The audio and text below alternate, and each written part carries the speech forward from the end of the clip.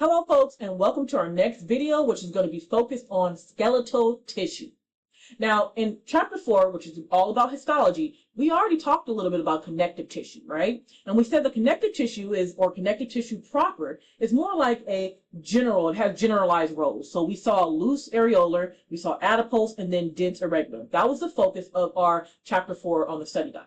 Well, this time we're going to talk about specialized connective tissue. That's the reason why we're going to have to go over all those details until we get to this part. Now, specialized connective tissue is optimized for specific roles. And those specific roles are unique to the tissue itself. Another cool thing about specialized connective tissue is that it doesn't have mainly a gelatinous extracellular matrix, as we will see with the proper connective tissue. It actually has or can have solid or liquid ground substance in its extracellular matrix. So for example, with the bone, obviously it's going to have a solid ground substance, and like with something like blood, it will have a liquid ground substance. Now, there are 3 types of specialized connective tissue. Our focus are only going to be the first 2, and then we'll get into blood and lymph later on. That means we're going to be focusing on cartilage, the 3 types of cartilage, and also osseous tissue or bone tissue for this video. All right, let's first get an overview of cartilage. So the characteristics or structure of cartilage is all going to be pretty much similar between the 3. They're going to be all tough yet flexible. And that means they can resist tension and compression. So if you think about bone, you might be saying, okay, it must be like bones, or it could be like disconnective tissue because it's able to resist tension. Well, it's the in between of both of those. It can resist tension from pulling, it can resist compression from extra weight. But the difference is that our cartilage is avascular. A means without. That means it's without vasculature. So there are no blood vessels. And if you're thinking of no blood vessels, you might be saying, well, how does it get nutrients and all that? Guess what? It has to go through diffusion of surrounding tissues most of the time, or of course, supporting tissue like a membrane around it in order to be able to get those nutrients. And because it takes so long to get nutrients, it's going to be slower healing. So just think about folks who go get a nose job. A lot of times the healing for a nose job can be up to 2 years. That's how long it can take to make sure that you get all of your cartilage that was probably removed or added in to fully form into the shape you like. Okay? So you can think of it as a firm but flexible rubbery matrix. Now again, characteristics will be our structure. Okay? We can call it structure. What other things about cartilage that are similar? Well, there's 2 main cell types. First and foremost, when we're thinking of cartilage cells, we're going to have the root for cartilage mean chondro. Okay? So anytime you see chondro, think cartilage. And that's how you can start organizing yourself with this. Okay? Now, what type of cells do we see? First, we need the cells that's actually going to secrete that extracellular matrix and also help us derive cells for the overall cartilage itself. And those are called chondroblasts. So when you're thinking of blast, you want to think of immature cells. Okay? Anytime you see blast, you want to think immature cells. You also want to make sure, if you're thinking immature, that means they have the ability to divide. I don't know what this is. Let me change that up. They have the ability to divide, okay? And that means it's producing a bunch of different chondroblasts are going to be producing our cells that then get matured to become chondrocytes. Okay, so it's a bunch of individual immature cells, and their goal is going to be to build and secrete. So it's going to be building those chondrocytes, and then of course secreting the extracellular matrix. Another thing we're going to be having again is chondro, if you already know it's cartilage, and then cytes. Anytime you see cytes, think mature cells. So they're not going to be dividing as much. They're not going to be secreting. Their goal is going to be chilling, relaxing, and maintaining. They could do some minor repairs of the extracellular matrix as needed, but they're going to be all about maintenance. Okay, that's the whole goal. So anytime as we go along and you see the word blast, think immature cells, think actively dividing and building, and think secreting that extracellular matrix. Okay, so that means secreting ground substance and protein fibers. When you see cyte, always think mature cell. And so when we talk about osteocytes, that means we're talking about bone tissue, and we're talking about bone tissue, number one, because we're saying osteo, but also we're talking about mature cells of the bone. Okay? So when we see something like chondro, we're talking about mature cells of the actual cartilage. Next, you're going to see, well, where are these chondrocytes going to be held at? Well, guess what? They're held in these chambers called lacunae. Okay, that's what it is here, lacunae. And lacunae are going to be, again, chambers, or sometimes they call them little pits, that are going to house the mature cells, or the chondrocytes. Here's a visual of that. We're going to have the lacunae here. I'm just going ahead and drawing around the lacunae. If it's one single lacunae that they're focused on, you'll see it be lacuna, okay? The lacunae is going to be our plural version of that. And then within the lacunae, we're going to see our chondrocytes, okay? So we have chondrocytes here, here, here, and here. And then, of course, everything around it is going to be our extracellular matrix. There you go. Now, there also is supporting tissue, because remember we talked about, hey, we know we got some main cell types here, but we also know that the cartilage is avascular. So what are we going to do with that? How are we going to go ahead and get some nutrients? Well, some cartilage, not all of them, but some cartilage is going to have perichondrium. So first you want to think of chondria. Chondria here. We know that has to do with cartilage. And then peri means around. So we're talking about supporting tissue around cartilage. And that's why you'll see perichondrium around our cartilage here is giving those nutrients to the chondroblasts, which again are going to be secreting the extracellular matrix and of course help to produce our chondrocytes that are in our lacunae.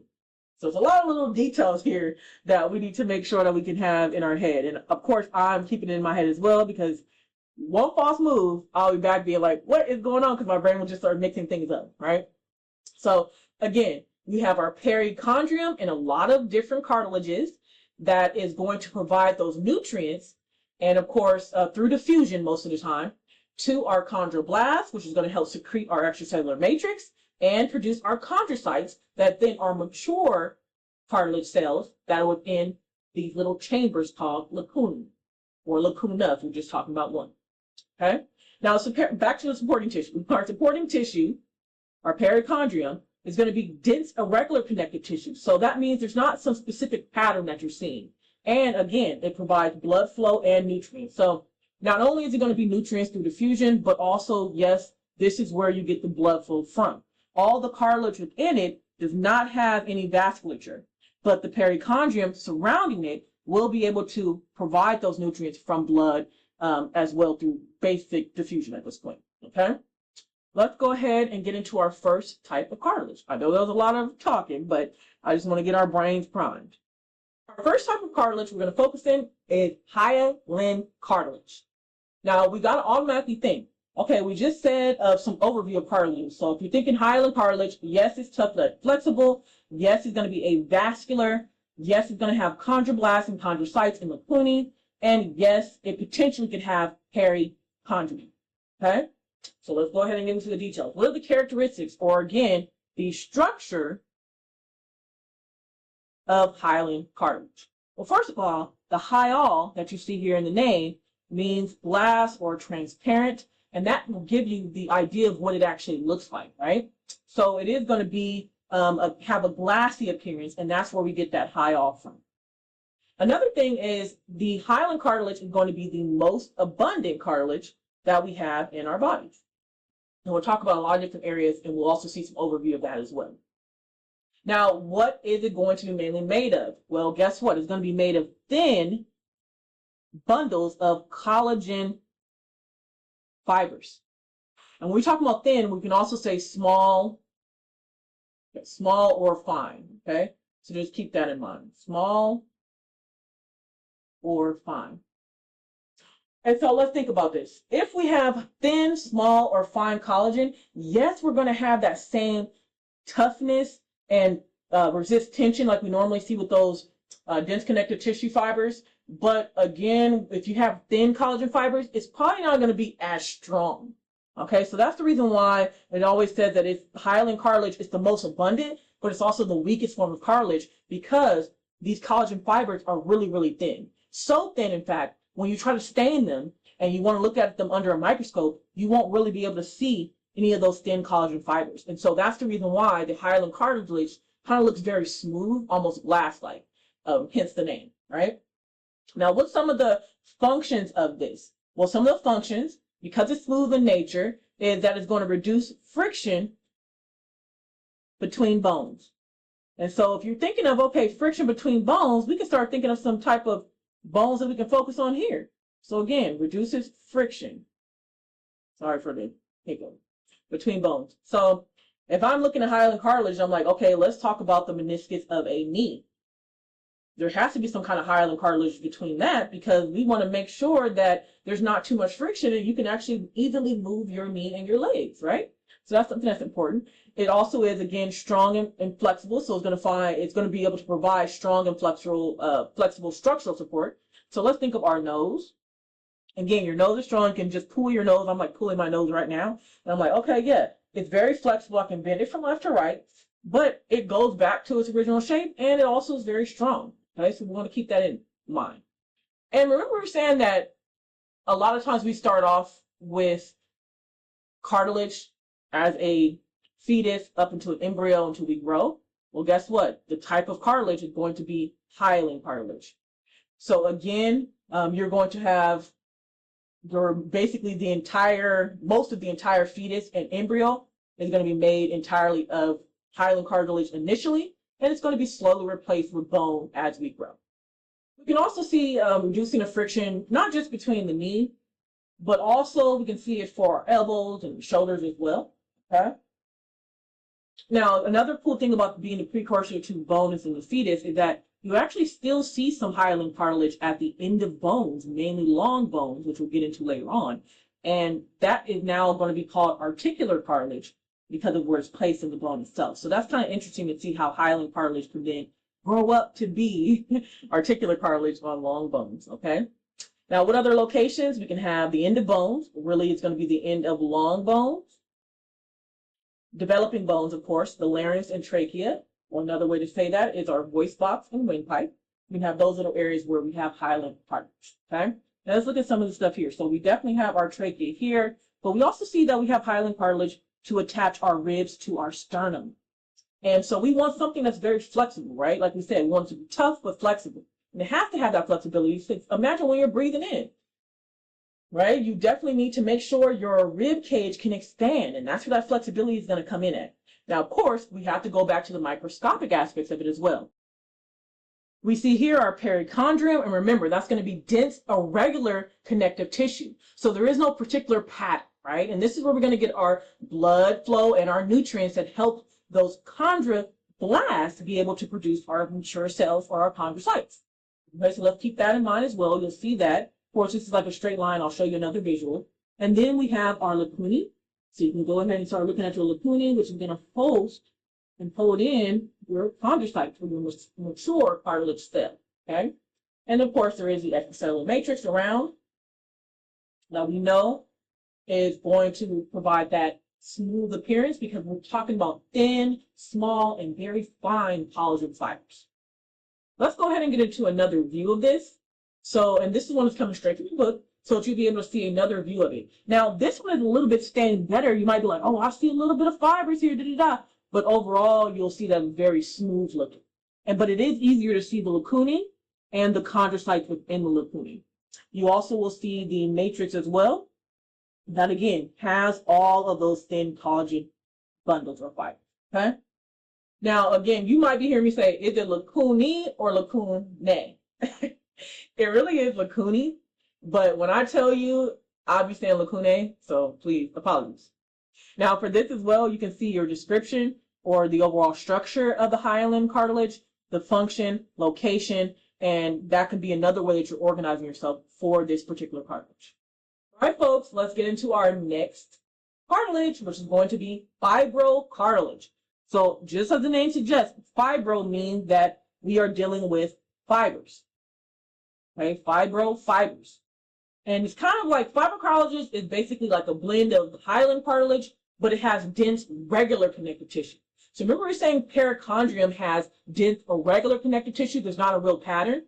Well, guess what? Fibrocartilage is a blend of hyaline cartilage, and also it has dense, regular connective tissue. So you see some kind of pattern. And the main thing here is if I'm only focused on dense, regular connective tissue, guess what? There is no perichondrium No supporting tissues for fibrocartilage. And so if there's no supporting tissues for fibrocartilage, you might be like, girl, what is going on here, right? Well, let's get into some more characteristics. So again, we already said it's a blend of hyaline and dense regular connective tissue. So that means that if it's dense regular connective tissue, we are talking about connective tissue proper. So that's where we get some of the fibrous components. So it's not just those collagen fibers that we're talking about. We're talking about fibrous components as well. The composition is going to be no perichondrium, but it will have fibroblasts. Now, what do we say about blast? Blast means what? Immature, okay? Blast means immature cells. So these are going to be actively dividing, building, and secreting what? Protein fibers and ground substance. And what protein fibers are we talking about? Well, we're talking about fibers in general. So the cool thing is because there's so many fibers a part of the extracellular matrix as well, we end up getting dense. That means very, very thick bundles of collagen fibers with our very, very little ground cells. Okay, so we're talking these are thick. That means number one, you should see them under a microscope for sure. And number two, we're talking about tough. Okay, we already know we're between tough and flexible. With more collagen fibers, you're going to be tough. So tough, in fact, that our fibrocartilage is also one of the toughest cartilages that we have. Then you might be thinking, cartilage is already on its last leg because we need to be able to get nutrients to diffuse to help provide things for them. And if fibrocartilage has no perichondrium to do that, well, what about the healing process? Yep, you're right. Because there's so many dense bundles of collagen fibers and there's no perichondrium, this is going to heal slowly, very slowly. And think about the folks who have issues with their back, and I am one of them. If you have any kind of herniated disc or things like that, that it relies on fibrocartilage, it is going to take so long to heal. So a lot of times you'll see that those folks will have the same issues throughout their lifetime. So the next question is, well, how does it get nutrients? From the tissues surrounding it. That's it. That's how they do it. They get their nutrients from the surrounding tissues through diffusion once again. So they don't have that blood flow. They just have to get it from the tissues. Now, what is the function of our fibrocartilage? Well, let's go ahead and think. Very dense bundles of collagen fibers with little ground substance. So that means these particular fibrocartilages are going to be able to resist compression a lot more than the other cartilages. So remember, we said that our cartilage is always tough yet flexible, right? So yeah, we got some flexibility, but we also know this is going to be very tough because of those dense bundles of collagen fibers. So think of areas or locations that are going to have a lot of weight put on it, like your vertebrae, which have a lot of weight to keep up the weight of your entire body, or your meniscus of your knee, or meniscus. That's going to be, if you're talking plural, okay? So this is going to be the plural version of meniscus. And this is going to have to hold up the weight of your entire upper body. So that fibrocartilage is what's going to help. But we also know that if you have any kind of issues with your knees, it takes a long time to be able to heal that cartilage and rebuild it. And a lot of times folks have to get replacements to help them be able to have that same resistance of compression and tension that they can't get if they lost that cartilage. Talk about resisting compression. Here is an image of vertebrae. We have our vertebrae. This is going to be a regular bone. And then in between, we have our fibrocartilage. And so it can have that shock absorption to help be able to resist these forces of the weight that it has to withstand. Okay? And then, of course, tension is all about being able to stretch and things being pulled. And so you have that as a part of the function as well. Locations, again, are going to be the intervertebral disc and, of course, meniscus of the knee as well. And one thing I do want to add is, not only you're talking about absorption here, I don't know what that is. Absorption, you're also talking about cushioning too. So let's keep that in mind. Okay, click. There we go. Absorption and cushioning. That kind of goes hand in hand with that compression aspect as well. Now let's get microscopic. What do we see here? We see the extracellular matrix, and I'll show you a better picture of this. We still have our lacunae that has our chondrocytes in it, and we have the extracellular matrix around it. And as you can see, there is some kind of regular pattern here as you're going along. And that means that we're dealing with dense, regular tissue instead of dense, irregular tissue here. And that makes sense because fibrocartilage has no perichondria. An overview here. We have three types of cells going on because we have our chondroblasts, and then of course those chondroblasts are going to form two chondrocytes, our mature cells. But we also have fibroblasts. That's how we're going to get the fibers, right? Secreting those fibers. And that's where we get the three different types of cell types here, okay? And it's definitely going to be our matrix that has those chondroblasts, chondrocytes, and fibroblasts.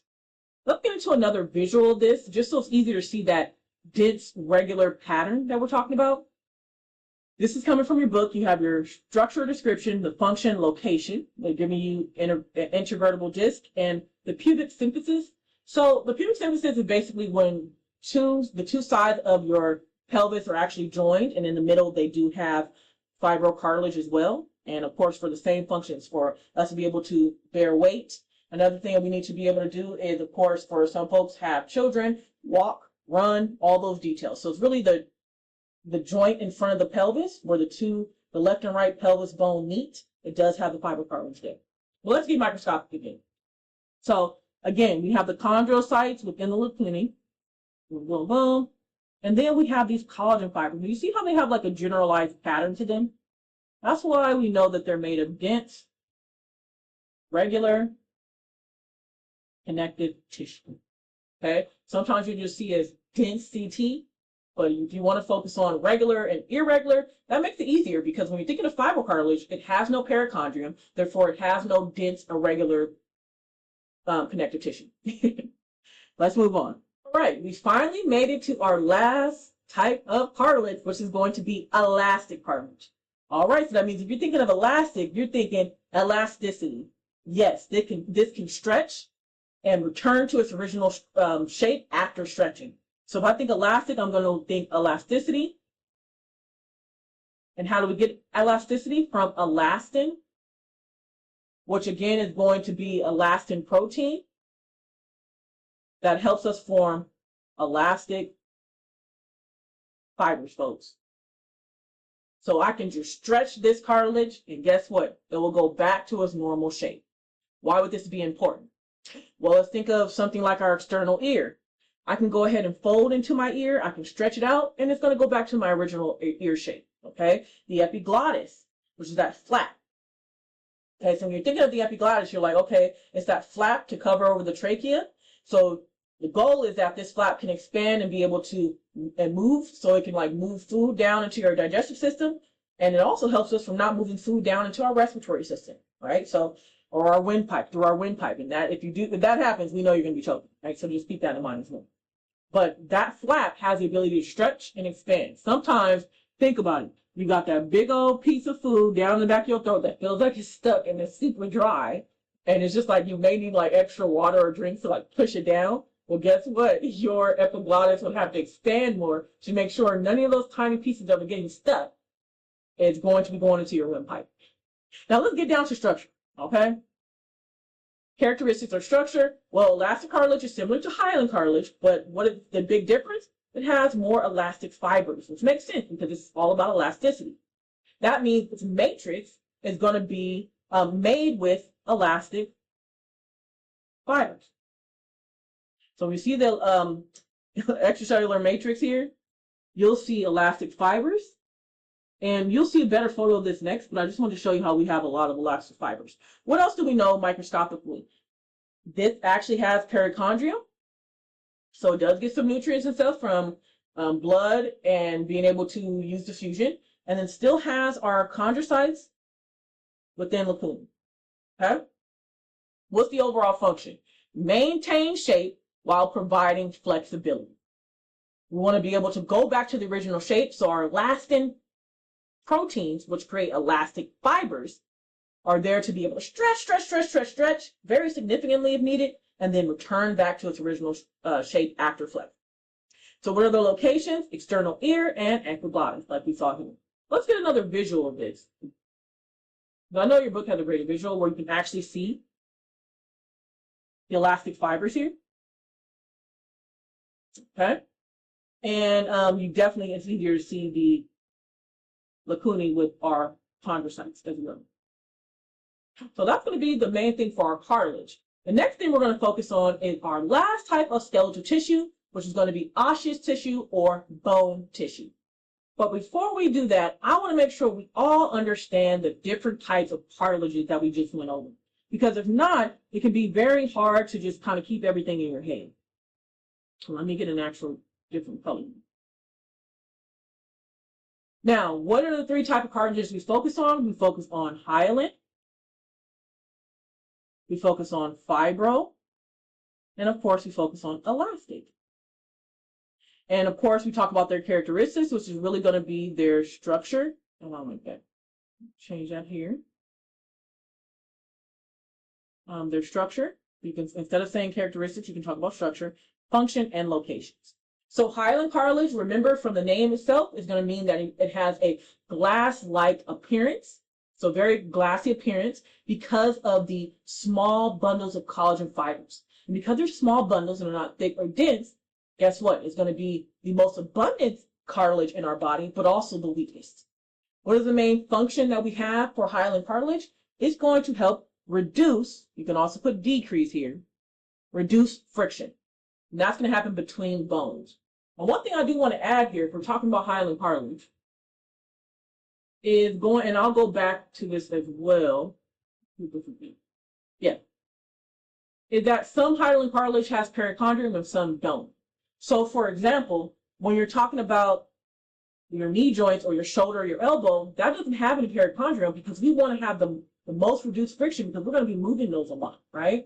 But if you're talking about our ribs or of course the nose, then yes, those will have perichondrium, for example. So I want to keep that in mind. So again, this is going to be strong and flexible, and it's also going to be a precursor to bone in the fetus. So the fetus and embryo will be made of hyaline cartilages until it grows into bone, okay? And if we look at the diagram, it's a great diagram from your book that tells you, oh, look at hyaline cartilage and look at all the places that it is in your human body, right? So that's what's really pretty cool about it. Next, we'll go into fibrocartilage. And again, that means it has no perichondrium, excuse me. Pericardium is definitely for the heart. So it has no perichondrium, but they have very much dense bundles of collagen fibers. And so in order to get those nutrients, they're going to have to rely on the surrounding tissues, right, folks? So it has very minimum ground substance, and the focus is those dense bundles of collagen fibers, which makes it very, very strong.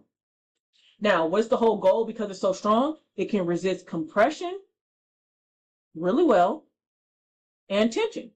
So you'll see that fibrocartilage is going to be the one that's the next most abundant. Of course, the most is going to be hyaline cartilages, which is weaker, but the fibrocartilages are going to be very abundant in the meniscus of the knee and the intervertebral disc, for example. And also our pubic symphysis. And here's a better photo. So we have our left and right piece of our pelvis that are going to be joined here with the joint, and then you're going to have our fibrocartilages right in between. And finally, we have elastic cartilages, which are going to be similar to hyaline, but of course it has those elastic fibers, hence the name.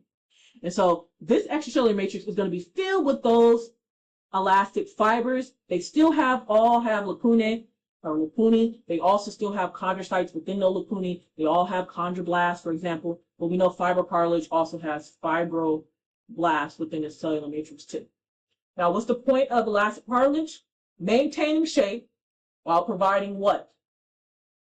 Elasticity. Okay, folks? So you definitely want to keep that in mind. I know I said we were going to osseous tissue, but I forgot I had this little slide. So I definitely want to give a review. The next is going to be our bone tissue or osseous tissue. So let's get into that next. All right, we've made it to our last specialized connective tissue that we're going to focus on, which is going to be osseous tissue or, again, bone tissue. Now, the cool thing about the skeletal system is that there, again, are 206 bones, and each bone is its own organ. Now, I just think that's just the coolest, okay? So think how many organs we have just from the skeletal system alone. Now, the characteristics or structure of skeletal tissue, like osseous tissue or bone tissue, is that this tissue has rock-like hardness. And also, the cool thing is that it's highly vascularized. So we were talking about cartilages, which are They have no vascular system. They have to rely on all these different tissues and supporting tissues to help it be able to get nutrients. But guess what?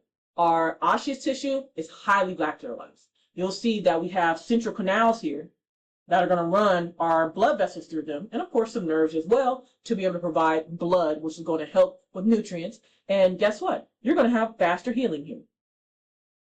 So that means when you actually break a bone, for example, you're going to have faster healing than if you were to go get that nose job with that hyaline cartilage. So just keep that in mind.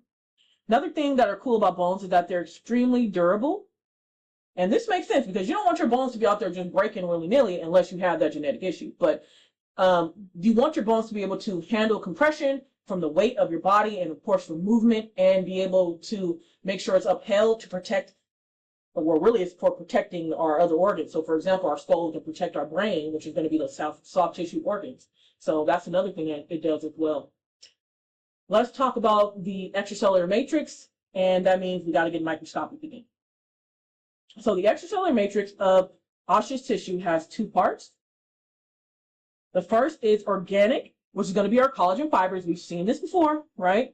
And then the second is going to be inorganic. And that means we're going to be talking about calcium, phosphate crystals. And remember, calcium, all the way back in chapter 2, is one of our elements on the periodic table. And we do have a lot of different elements that are important for the body. And so we see that calcium is going to be important for the osseous tissue. Now, calcium phosphate, we can write it as Ca3PO4. That is very, very important. And it's going to be this kind of calcium phosphate crystals that's going to help give bones their rock hardness and rigidity. But we do need that flexibility for stretch and tension, especially as you're thinking of growing bones. That's where the collagen fibers come in. Okay, but if we're talking about hardness and rigidity, that's where the calcium phosphate crystals come in. And don't forget, it's not just this, it's also other minerals. And when we get into the chemical composition of bone later on, you'll see those other minerals as well. Now, osseous tissue has two main cell types. And we definitely have a root word for bone tissue, which is going to be osteo. So we saw chondro was all about cartilage, osteo is all about bone. And guess what? Those two main cell types are going to be osteoblasts and osteocytes. And of course, those osteocytes are within chambers called lacunae. We've seen this, we see that same kind of setup, but of course, we're talking about bone tissue versus cartilage. So osteoblasts are going to be immature, like we always say, they're going to be immature cells. What do? They help, again, produce our osteocytes and also secrete our extracellular matrix. So again, it's going to help with secreting those collagen fibers as well. And another thing is going to be our mature cells, which is all about maintaining our overall routine and also minor repairs. And that is going to be our osteocytes. Where all those things hiding, or not really hiding, but holding, being held in, is going to be our lacunae. So we got to keep that in mind. Now here's the other part. There's going to be another type of cell that we focus on, which is going to be called osteoclast. And osteoclast is going to be important too, because that class is going to help us realize, oh, we're talking about breaking down. The osteoclast is there to help with homeostasis. So for example, if we don't have enough calcium in our body, then our osteoclast will break down the bone tissue, right, to release those minerals like calcium. Think about women who are pregnant, and sometimes you hear the woman say, oh, I'm losing my teeth. Teeth are a part of the skeletal system, right? Well, guess what? The osteoclast will help break down some of your bone to produce calcium that you're missing. And so, yes, you might have to lose a tooth or two, okay, for that baby. And it's also very important to understand these cell types because remember, we have 206 bones. Each of them are its own organs. So they need to be able to repair itself and remodel to be able to function overall. Let's talk about some of those functions. First of all, we're going to get into, after this, the function of bones in general and all the different functions that we are going to be focusing on, which are going to be mainly 7. And one of them is going to be protection, like I said, in the skull, protecting the brain or soft tissue organs. Then it's going to be able to support us. Of course, the skeleton is going to support all of our body and weight and be attached to muscles. Then it's going to store calcium and minerals and fat. Yes, in the long bones that we have, we're going to have a cavity, medullary cavity, that holds our yellow marrow, which is going to be adipose tissue, fat. And then we have hematopoiesis, and that's going to be a fancy word of blood cell formation. So yes, all of our red blood cells are formed in the red marrow of the actual bone tissue as well. Let's go ahead and get another view of this just to make it easier. Now, here's a view of osseous tissue or bone tissue. what do we notice? Well, first things first, we notice something called an osteon. You'll see an osteon here. These look like little circles. And a lot of times you'll see them be called tree rings. They're microscopic now. Okay? We got to now identify our normal cells. Where are the osteocytes at? Where's the lacuna or lacunae? Where is going to be the area that we get our blood from, like we just talked about? Well, each of these osteons, so this is an osteon, and we'll get more details of this as we go along, has a central canal. And that central canal is going to be where our blood vessels and everything are. Okay? That's what's going to help us supply. So if you see a lot of osteon around, you're like, hey, we're getting a good amount of supply, which makes the bones really highly vascular. So if you break a bone, it's going to be a lot of blood coming out, right? What else did we notice, though? We noticed that these osteons, kind of look like tree rings. And those rings that we see there are bone matrix. Okay? And those are called lamella. So rings of bone matrix. Okay, and a bunch of those rings come together and they can form osteon. Now, guess what? Lamella doesn't have to be a part of an osteon. You'll see some lamella here that isn't a part of this circular kind of structure or this circular osteon. So just keep that in mind as well. Now, lamella are going to be rings of bone matrix, but they're all going to be layered. That's how we actually get those tree ring kind of, what am I trying to say? A tree ring. Oh, child. I'm thinking like a tree ring example. That's what we were talking about, okay? Now, within the lamella are going to be our lacunae. So all these little dots here are lacunae. Lacunae. All those are lacunae. And of course, we already know within the lacunae is going to be our good old osteocytes. So we got to keep that in mind. So that's kind of what you're looking at here. And you can also call them like, these are just little tiny spaces within that bone matrix or within the lamella itself. Some folks will be like, okay, I'm observing this, and I see some little extra connections between some of the lacunae. And so, yes, those little spaces in between the lacunae that kind of looks like it is connecting lacunae to one another are called, right this here,